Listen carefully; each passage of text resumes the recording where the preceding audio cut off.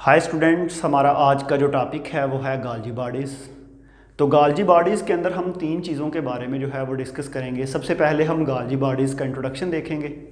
Introduction के बाद हम जो है गाल्जी बॉडीज़ के फेस जो हैं उनकी स्टडी करेंगे और लास्ट पे हम गाल्जी बॉडीज़ के फंक्शंस को देखेंगे। तो फिर हम अपना जो है टॉपिक उसको वाइंड अप करेंगे।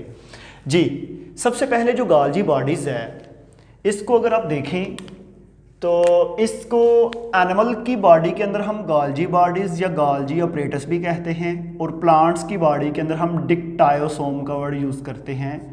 स्पेशली ये जो बोटैनी है इसके अंदर हम इसको डिक्टायोसोम का वर्ड यूज़ करेंगे, और इसको जो है आम जनरल जो है वो गाल्जी बॉडीज़ का या गाल्जी अपरेटस का वर्ड यूज़ किया जाता है।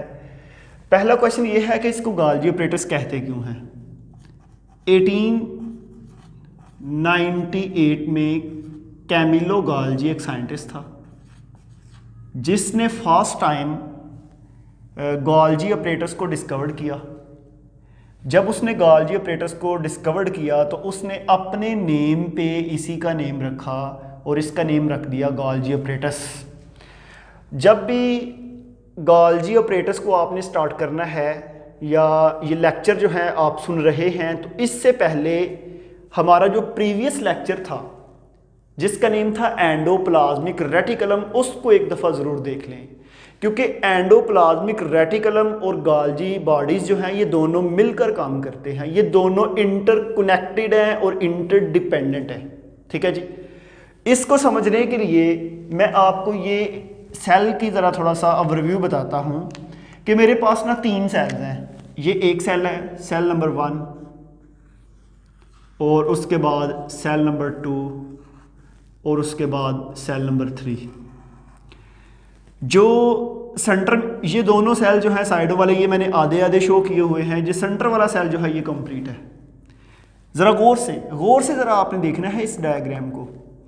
मैं इस सेल की जब बात करूं तो इस सेल के सेंटर में यहाँ पे ये रेड कलर का जो मैंने लाइन सी लगाई हुई है ये है न्यूक्लियस। न्यूक्लियस के दोनों साइडों पे एंडोप्लाज्मिक रेटिकुलम है, जो हमारा प्रीवियस लेक्चर था। एंडोप्लाज्मिक रेटिकुलम को हम 2 पार्ट में डिवाइड करते हैं। 2 तरह का होता है, एक को स्मूथ एंडोप्लाज्मिक रेटिकुलम कहते हैं और दूसरे को रफ एंडोप्लाज्मिक रेटिकुलम कहते हैं। जब भी आप एंडोप्लाज्मिक रेटिकुलम की बात करते हैं तो जो स्मूथ एंडोप्लाज्मिक रेटिकुलम है, स्मूथ एंडोप्लाज्मिक रेटिकुलम से आपने देखे थे कि छोटे छोटे ग्रैन्यूल जो हैं वो बर्ड ऑफ होते रहते हैं। छोटे छोटे वेजिकल जो हैं वो स्मूथ एंडोप्लाज्मिक रेटिकुलम से टूटते हैं और टूट के जो है वो साइटोप्लाज्म के अंदर डिस्पर्स होते रहते हैं। ठीक है जी। ये जो यहाँ पे आपको नज़र आ रहा है कि यहाँ से ये छोटा सा वेजिकल जो है वो यहाँ से निकला और साइटोप्लाज्म के अंदर, ये सारे का सारा रीजन साइटोप्लाज्म है, वो साइटोप्लाज्म के अंदर है। अब यहाँ पे एक चीज़ मैं आपको बताऊं कि इस वेजिकल के अंदर क्या हो सकता है। इस वेजिकल के अंदर है जी प्रोटीन। आपके जहन में ये ज़रूर आया होगा कि वो प्रोटीन आई कहाँ से, क्योंकि आपको पता है कि रफ एंडोप्लाज्मिक रेटिकुलम के ऊपर छोटे छोटे ग्रैन्यूल्स होते हैं जिसको हम कहते हैं राइबोसोम्स। उन राइबोसोम्स ने ये प्रोटीन की सिंथेसिस की है। प्रोटीन की सिंथेसिस करने के बाद वो जो ये वेजिकल है ये प्रोटीन को लेकर साइटोप्लाज्म में आ गया और साइटोप्लाज्म से ये जा रहा है गाल्जी कॉम्प्लेक्स के पास। ठीक है जी, गाल्जी अपरेटस के पास या गाल्जी बॉडीज़ के पास। अंडरस्टैंड। अब यहाँ पे एक आपको मैं चीज़ बता दूं कि जो गाल्जी बॉडीज़ है ये बनता किससे है। जो स्मूथ एंडोप्लाज्मिक रेटिकुलम है ना, उससे जितने भी वेजिकल निकलते हैं, जो बर्ड ऑफ होते हैं वेजिकल, जब वो वेजिकल आपस में अरेंज होते जाते हैं तो अरेंज होकर वो स्टैक्स बनाते हैं, फ्लैटेंड स्टैक्स। वो स्टैक्स जो हैं वो बाद में सिस्टर्नी बन जाते हैं, और जब बहुत सी सिस्टर्नी आपस में मिलती हैं तो वो बन जाती है गाल्जी बॉडीज़। ये मैंने छोटी सी गाल्जी बॉडीज़ का स्ट्रक्चर्स बनाया है। अब इसी गाल्जी बॉडीज़ को जो है हम ज़रा थोड़ा सा एलैबोरेट कर लेते हैं, एक साइड पे जाकर इसको स्टडी करते हैं गाल्जी बॉडीज़ को। ठीक है जी। देखें भाई, मैंने आपको ये बता दिया कि गाल्जी बॉडीज़ की फॉर्मेशन होती है स्मूथ एंडोप्लाज्मिक रेटिकुलम से। क्योंकि स्मूथ एंडोप्लाज्मिक रेटिकुलम से छोटे छोटे वेजिकल रिलीज होते हैं और वो वेजिकल अरेंज होते हैं। अगला क्वेश्चन ये है कि वो जो वेजिकल है वो बने किससे होते हैं? वो वेजिकल बने होते हैं प्रोटीन से, लिपिड से और एंजाइम से। इसका मतलब है अगर आप सिस्टर्नी की कंपोजिशन देखें तो सिस्टर्नी के अंदर प्रोटीन, लिपिड और एंजाइम होते हैं। जी, जब आप इस गोल्जी बॉडीज को देखें, आप इस स्ट्रक्चर्स को देखें, तो इस स्ट्रक्चर्स के अंदर हमारे पास दो फेस हैं, एक फेस ये है और एक फेस ये है। ये जो फेस है ना, इसको हम बोलेंगे फार्मिंग फेस, और ये जो इसके ऑपोजिट है इसको हम बोलते हैं maturing phase. Forming phase are also called cis phase, maturing phase are also called trans phase. ठीक है जी, दोबारा यहां पे सुन लें, जब भी आप गोल्जी बॉडीज को देखें तो गोल्जी बॉडीज के दो फेस थे। एक जो है ये अंदर को थोड़ा सा बेंड हुआ है, आपने दो तरह के लेंस जो हैं वो पढ़े होंगे। एक वो होते हैं जिसको हम बोलते हैं कनकेव लेंस, और एक वो होते हैं जिसको हम बोलते हैं कन्वेक्स लेंस। ठीक है जी, कनकेव को याद करना जो है, कनकेव लेंस क्या है ये देखें, जो सेंटर से अंदर को बेंड हो और साइडें उसकी मोटी हो उसको बोलते हैं कनकेव, और कन्वेक्स वो होता है जो सेंटर से ऐसे बाहर को निकला होता है। ठीक है, अब इसको याद करने का क्या तरीका है कि आपको कैसे पता चलेगा कि कनकेव सेंटर से अंदर को होता है? कनकेव वर्ड आपने जहन में रखें, केव से निकला है, और केव का मतलब होता है गार। जब भी आप किसी पहाड़ को देखते हैं, गार जो है पहाड़ के अंदर ऐसे अंदर को बेंड हुई होती है, अंदर को बनी होती है, तो केव से कनकेव ये भी अंदर को ही ऐसे बेंड हुए होते हैं। ठीक है जी, तो यहाँ पे हमारे पास गोल्जी बॉडीज का ये जो फेज है ये अंदर को बेंड हुआ है, तो इसलिए हम इसको कहते हैं ये कन्वेक्स फेज है। ये जो फेस है इसका ये कौन सा है? कनकेव। और ये जो ऊपर है, ये जो बाहर को निकला होता है, इसको हम बोलते हैं कन्वेक्स। ठीक है, अब तीन फिर नेम हो गया एक फेस के। कन्वेक्स फेस भी कहते हैं, फार्मिंग फेस भी कहते हैं, और सिस फेस भी कहते हैं।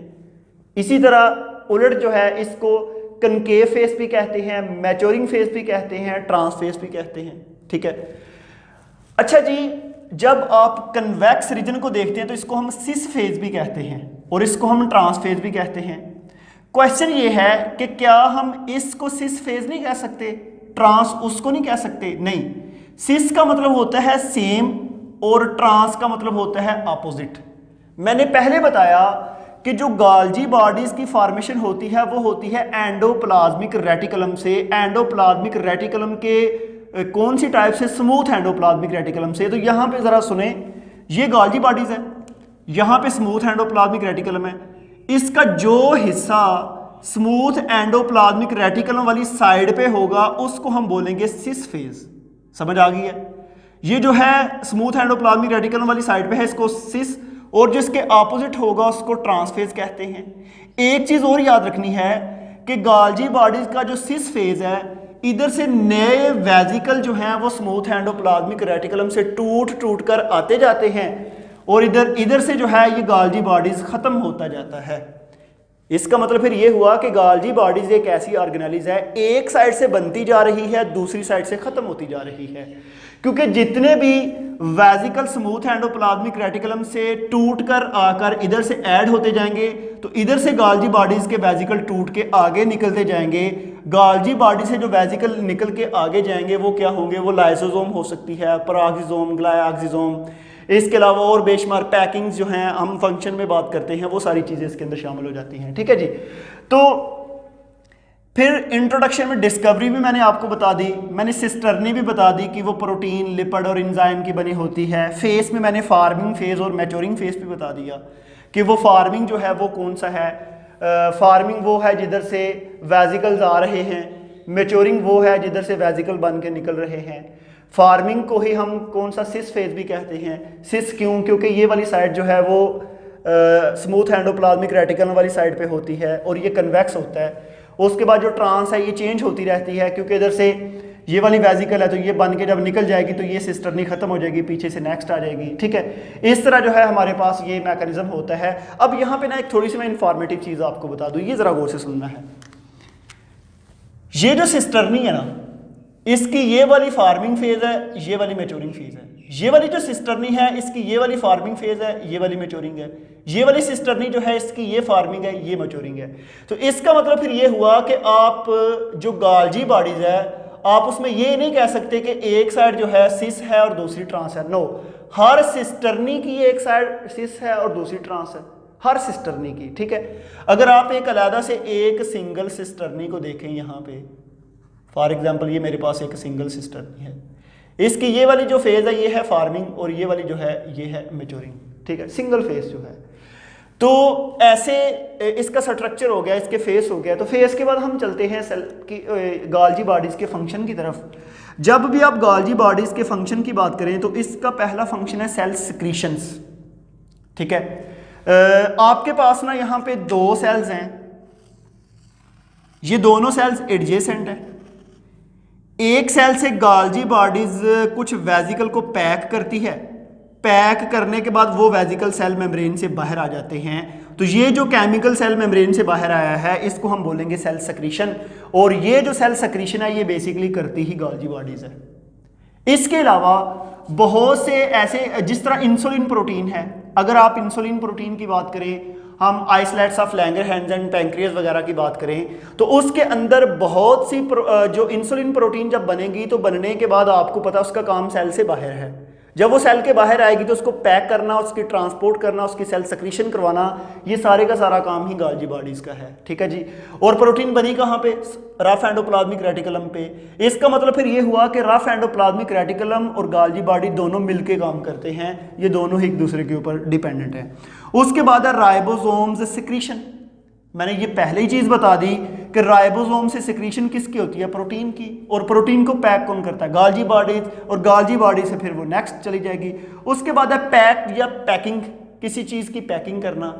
देखिए स्टूडेंट, ये भी क्वेश्चन जो है ये काफी जो है पॉइंट अहम है कि सेल के अंदर बेशुमार केमिकल्स बन रहे हैं, सेल के अंदर बेशुमार एंजाइम बन रहे हैं। जिस तरह फास्फेटेज एंजाइम है, एटीपी जो है उसके फास्फेट को रिलीज करने के लिए फास्फेटेज एंजाइम यूज होता है। वो जो फास्फेटेज एंजाइम है जब वो बनेगा तो वो इंडिपेंडेंटली जो है आप ये कह सकते हैं कि बगैर पैकिंग के वो कभी भी साइटोप्लाज्म के अंदर उसको एंटर नहीं रहेगा, ठीक है। बहुत से एंजाइम जो है साइटोप्लाज्म में डालने से पहले उनको पैक किया जाता है ताकि वो सेल के बाकी कंटेंट को नुकसान ना दें, ठीक है। तो इस तरह कुछ ऐसे केमिकल्स हैं जिनकी पीएच बहुत ज़्यादा है, जिस तरह पेप्सिन एक केमिकल है, ठीक है, इंटेरोकाइनेज है, सलाइवरी अमाइलेज है, जो आप पढ़ते हैं थर्ड चैप्टर एंजाइम में, उनकी पीएच वगैरह। तो हमारे पास जो है ये जो जितना भी मैकेनिज्म है इन तमाम की पैकिंग जो है वो भी गाल्जी बॉडीज का काम है। गाल्जी बॉडीज उनको पैक करती है। पैक के बाद आगे है मैमल्स की, मैमल्स वगैरह जितने भी हैं हम, जिसमें इंसान भी शामिल है। ये जो मैमल्स हैं इनकी बॉडी के अंदर वो पैंक्रियास होता है जिसमें सिक्रीशन होती है और उसकी पैकिंग वगैरह भी सारी। और एक इंपॉर्टेंट फंक्शन है इसका गाल्जी बॉडीज का, मॉडिफिकेशन करवाना। जब भी सेल के अंदर कार्बोहाइड्रेट बने, सेल के अंदर लिपिड बने, सेल के अंदर प्रोटीन बने, उनकी मॉडिफिकेशन जो है वो भी काम गाल्जी बॉडीज का है। ये क्या करेगी कि आपके पास ना एक कार्बोहाइड्रेट है जी, कार्बोहाइड्रेट्स है, या उसके बाद है जी लिपिड्स, इसके साथ है जी प्रोटीन। एक लिपिड अकेली कोई काम नहीं करती, वो प्रोटीन के साथ मिलके काम करेगी। जब वो प्रोटीन के साथ मिलेगी तो उसको कहेंगे कॉन्जुगेट मॉलिक्यूल, कॉन्जुगेटेड मॉलिक्यूल भी कहते हैं। और जब लिपिड प्रोटीन के साथ मिलेगी तो इसको लिपोप्रोटीन कहेंगे। जब कार्बोहाइड्रेट प्रोटीन के साथ मिलेगी तो उसको ग्लाइकोप्रोटीन कहेंगे।